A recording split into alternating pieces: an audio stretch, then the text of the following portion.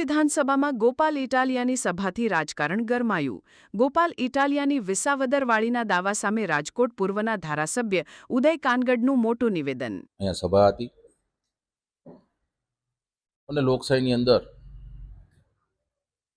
આમ આદમી પાર્ટી હોય, કોંગ્રેસ હોય, એનસીપી હોય, બહુજન સમાજ પક્ષ હોય, એ પોતાના જે કંઈ વિચારો છે એ વ્યક્ત કરતા હોય છે. અને સ્વાભાવિક ગમે ત્યારે ઇલેક્શન હોય એટલે 3-4 મહિના પહેલાં થોડી મુવમેન્ટ વધી જતી હોય છે, કારણ કે એને પછી ચૂંટણી પહેલાં 3-4 મહિના આવીને પછી એ લોકો ક્યાં હોય છે એ લોકોની ખબર નથી હોતી. અને ભૂતકાળમાં લોકોએ અનુભવ કરેલો છે.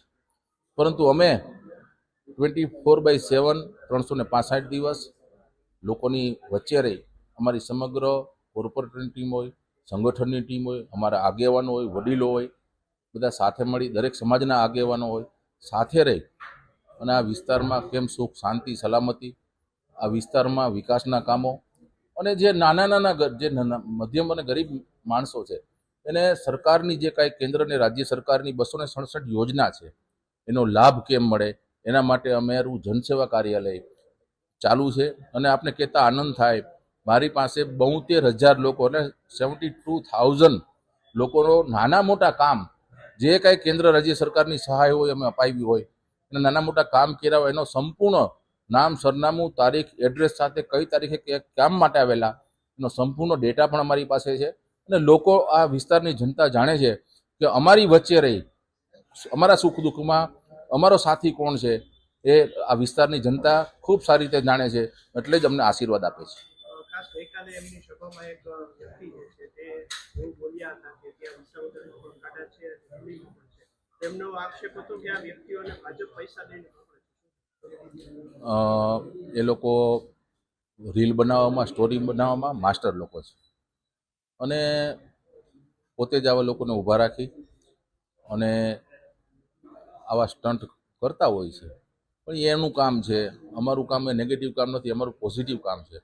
અમારે તો એક વિધવા સહાય કોને મળે, એક ગરીબ માણસોને આરોગ્યની જરૂર છે અને આયુષ્યમાન કાર્ડ કેમ નીકળી જાય, કોઈને આવકનો દાખલામાં તકલીફ થતી હોય તો અહીંયા બધું ફોર્મ ભરાવી દઈએ, તમામ યોજનાઓ છે, અમે એ કામ કરીએ છીએ. મારી ગ્રાન્ટ, સંપૂર્ણ ગ્રાન્ટ, એક પણ રૂપિયો લેપ્સ નથી ગયો. અને મારી પાસે હું દર વર્ષે એક મારી જે કાંઈ એક જનસેવાનું મારું સર્વે હોય છે એક વર્ષનું, જે મેં વર્ષમાં શું કામ કર્યા, કારણ કે પ્રજાના પ્રતિનિધિ તરીકે લોકોએ જ્યારે ભારતીય જનતા પાર્ટીના કાર્યકર્તા ઉપર એને ધારાસભ્ય બનાવ્યો હોય ત્યારે મારી પણ ફરજ છે, મારે કામનો હિસાબ લોકોને દેવો જોઈએ.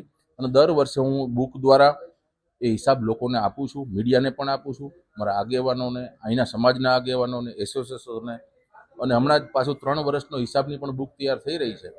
એટલે હું સંપૂર્ણ હિસાબ કે મારા એક ડે ટુ ડે મેં શું કામ કર્યું, કેટલી આ વિસ્તારની સમસ્યાઓ છે એનું નિરાકરણ કર્યું, એના માટે હંમેશા આખી ટીમ અમારી ભારતીય જનતા પાર્ટીના તમામ અમારા સંગઠનની ટીમ હોય, બૂથની ટીમ હોય, મંડળની ટીમ હોય, કોર્પોરેટર હોય, અમારા આગેવાનો હોય, બધા સાથે મળી આ વિસ્તારમાં દરિદ્ર નારાયણની કેમ સેવા થાય, એને વિકાસના ફળ કેમ ચાખવા મળે, એ જ અમારી રાજનીતિ હોય કે સેવા નીતિ હોય, જે કાંઈ હોય એ આ છે.